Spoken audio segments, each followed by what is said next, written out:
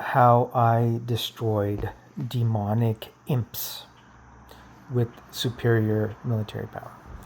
So one thing is, in any conflict, understand the strengths as well as the weaknesses of the opposing side. So the imp, the demon, the rapist, the terrorist, terrorizing their own people, there is technological, very powerful. So in terms of, let's say, in a geographical area in the Western Asia areas, theirs is okay. There's tracking devices. Let's just say there's tracking devices on every individual within an oil-rich area and externally out of the borders, right? So there's really not really a point in trying to assassinate people and individuals that are contrary to an independent, sovereign, oil-rich nation's interests. But in terms of economics, the first thing is there's two things that are very important. First is economics, and the second is military. Now, obviously, a government has to worry about how they look to the people and to the world. And so, with economics, there can be a fallout with a government worker, and they can, you know, chide and they can indirectly criticize their government, saying these guys are inefficient, bureaucratic.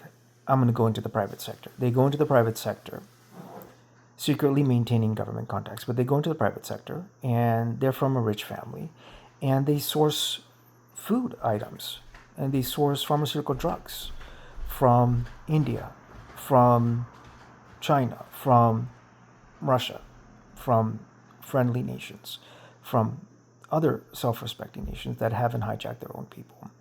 So that person, now it's private, right?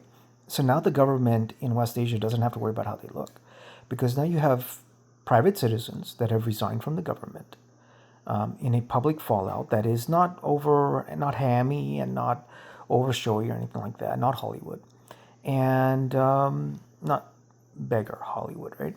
And like in the movie 2012, which reflected the reality of the time.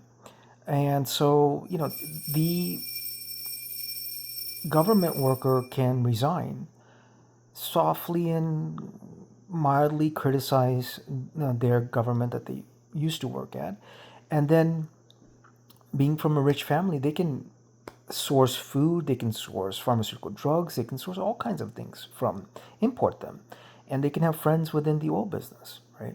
So there are ways to get around demonic imps that use females.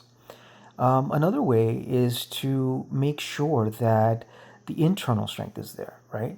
So there are people that are, I'm sure, that are very patriotic in that Western Asian land. And so they see each person's individual strength has to be utilized. So, for example, if they are very patriotic and they want to become self-sufficient in any kind of, let's say, pharmaceuticals, right, drugs and things like that, then privatize them. Have private sector, public sector conferences where they meet officials, and then the private sector family or organization or group of individuals that are very patriotic, go to India and learn from Zydus, learn from other pharmaceutical companies there. And it is in India's interest to share some of the technology with the Western Asian nation, right? Because they know that if their neighbor falls, then they're next. It's that simple, right? So it is important to separate public sector and private sector. And if it is in the interest, then get out of the public sector and go into the private sector. If it is in the interest, go into the private sector, get out of the private sector and go into the public sector, right? As long as the strength of the Western nation economy is developed, it becomes much stronger and much more able to resist demonic imps, that want free oil money and that want to impose their will on China and Russia and India and other oil, nations.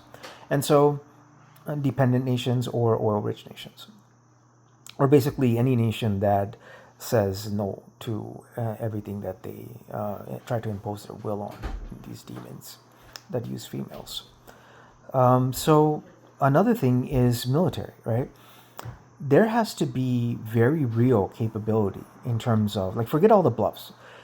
The opposing side will create all kinds of distractions, diversions, because they have the Iraq oil money to do that, to finance that.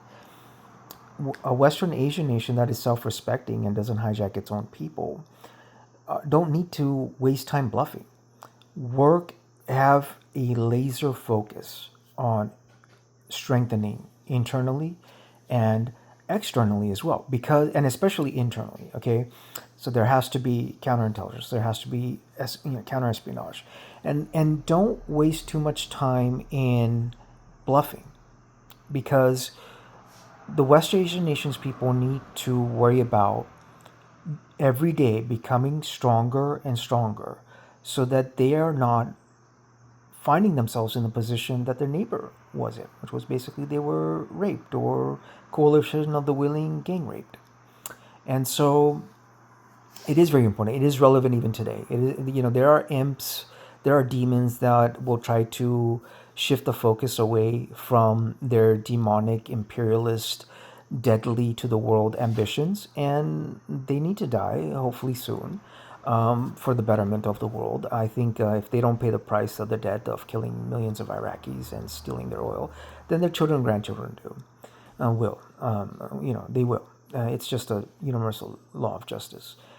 But in terms of economics, there are so many creative ways to become economically much stronger and much less reliant on imps that use females and that hide in their ears. And don't get distracted, diverted. Every day, get up in the morning and have a laser focus. Become economically a little bit stronger at the end of the day. Become military a little bit stronger at the end of the day. Develop relations with Russia. Develop relations with India. Develop relations with China. Develop relations with North Korea. Everything else is a Iraqi oil funded diversion from imps that could not pay their bills.